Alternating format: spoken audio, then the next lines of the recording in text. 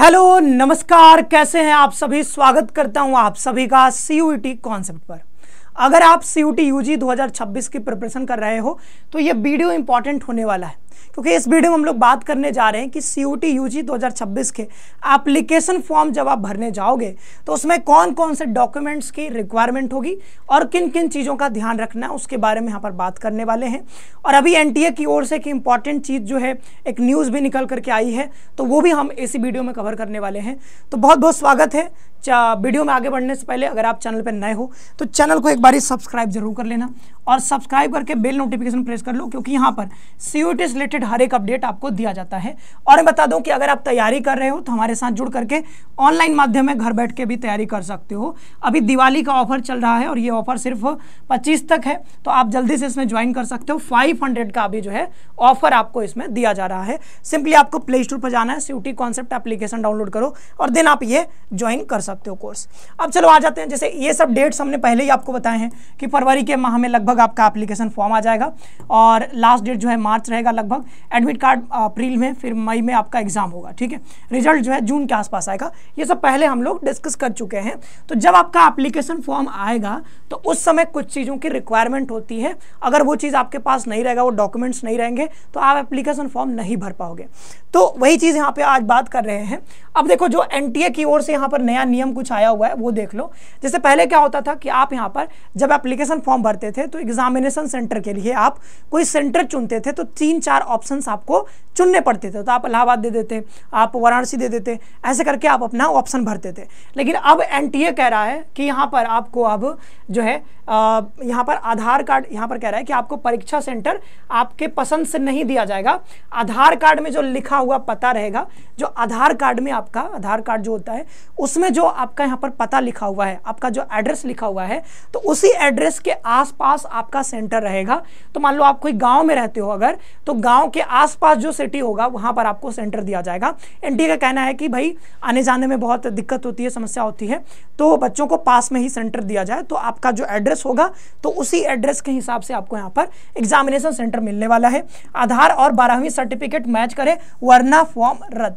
तो आपको ये भी चीज इंपॉर्टेंट ध्यान रखना है कि आधार कार्ड में कई बार देखते हैं कि हमारा जन्म तिथि कुछ और होता है, आधार कार्ड में डीओबी कुछ और है और आपका 10th का जो मार्कशीट है वहां पे कुछ और है, यहाँ पे स्पेलिंग कुछ और है नाम में, यहाँ पे कुछ और है।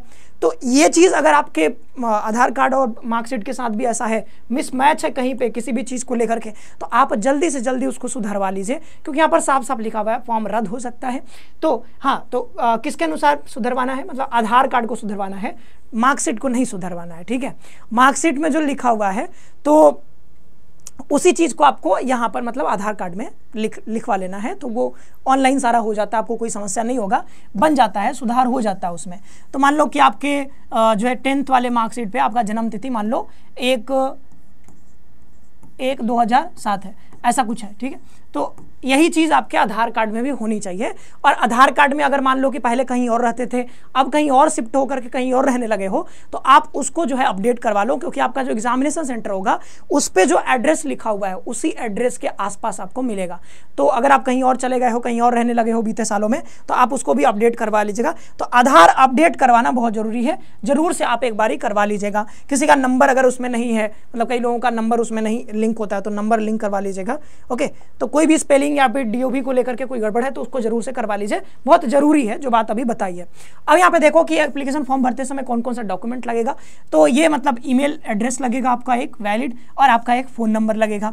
आधार कार्ड जैसा बताया इसकी ज़रूरत पड़ेगी एप्लीकेशन फॉर्म भरते समय, और यहाँ पर एबीसी आईडी की भी ज़रूरत पड़ती है। आप आधार कार्ड या एबीसी आईडी, मान लो आधार कार्ड के थ्रू नहीं भरना चाहते हो तो आप एबीसी आईडी के थ्रू भर सकते हो, एकेडमिक बैंक ऑफ क्रेडिट्स। तो ये आप ना बनवा सकते हो, ऑनलाइन घर बैठे यहाँ पर बन जाता है। डिजी लॉकर एक एप्लीकेशन होता है, वहां से बना सकते हो डाउनलोड करके।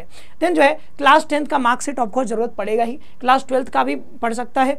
फिर यहाँ पर स्कैन फोटोग्राफ आपको चाहिए होगा, जिसका साइज जो है 10 से 200 KB के बीच रहेगा। सिग्नेचर भी चाहिए होता है, जो कि आपका 4 से 30 KB के बीच रहेगा। और कैटेगरी सर्टिफिकेट अपलोड करने के लिए नहीं मांगा जाएगा, लेकिन उसका जरूरत पड़ेगा, ठीक है। उसका जरूरत जो है पड़ेगा कैटेगरी सर्टिफिकेट का, क्योंकि वहां से पूछा जाएगा आपसे कि कौन सा कैटेगरी से आप बिलोंग करते हो, तो वो सब आपको भरना होगा। स्पोर्ट कोटा तो स्पोर्ट्स कोटा से भरना होगा, तो वो सब आपको यहाँ पर बताना होगा। तो कैटेगरी सर्टिफिकेट अगर नहीं है तो वो भी बनवा लीजिए। तो ये सारे डॉक्यूमेंट्स हैं और ये जो अभी न्यूज़ आया था NTA की ओर से, तो ये भी हमने आपको बता दिया है। आप जो है ज़रूर से अपना ये सब करवा लीजिए, अपना सुधार करवा लीजिए। तो ये रहा कौन कौन से डॉक्यूमेंट चाहिए, इस वीडियो में हमने बताया है आपको। और ये दिवाली ऑफर चल रहा है, तो इसमें जो है आप जुड़ करके तैयारी भी कर सकते हो। सिर्फ आपको अभी लगभग 2000 रुपये में आपको ये कोर्स मिल जाएगा, जो 2500 में मिलता था वो 2000 में मिल जाएगा। तो आज के इस वीडियो में इतना ही रखते हैं, मिलते हैं किसी नए वीडियो में नए टॉपिक के साथ। आप सभी का बहुत बहुत धन्यवाद। खुश रहिए, पढ़ते रहिए और अपना ख्याल रखिए।